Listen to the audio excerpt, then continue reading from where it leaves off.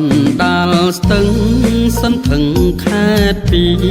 តកែវភូមិបាទីភក្តី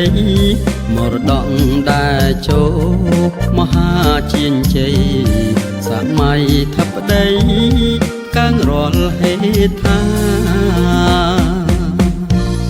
អាកាំងសយានឋានយន្តហងធំក្រៃរីកលើបងរៃដៃរាប់ហិញតាក្នុងដែនអាស៊ីមកតណាំងខ្លាំងខ្លាហើកាត់វេហាយាត្រាឆ្លងទ្វីបគោះទ្វារសេដ្ឋកិច្ចផ្លូវអាកាសចរមរតកដែលចូលទំនើបកាលីបយន្តហោះធុនធំពួលផ្ដុំឆ្លងទ្វីបខ្មែរមានក្រេឌីតត្បិតការអភិវឌ្ឍ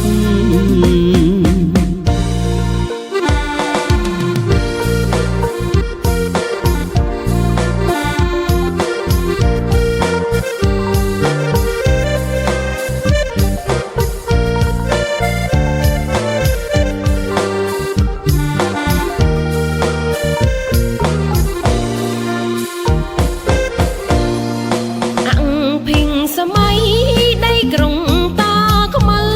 កណ្ដាលនិននៅចាចាំកត់ត្រា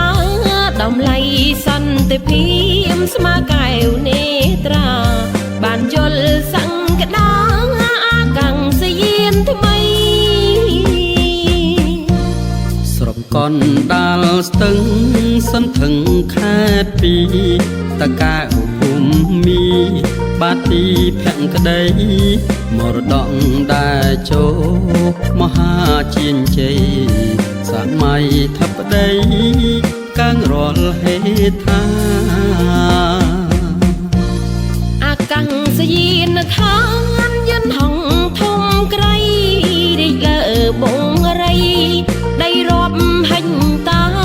ក្នុងដែនអាស៊ីមកតណាំងខ្លាំងខ្លាហើកាត់វេហាយាត្រាឆ្លងទ្វីបគោះទ្វារសេដ្ឋកិច្ចផ្លូវអាកាសចរមរតកដែលចូលទំនើបកាលីបយន្តហោះធុនធំពួលផ្ដុំឆ្លងទ្វីបខ្មែរមានក្រេឌីតត្បិតការអភិវឌ្ឍ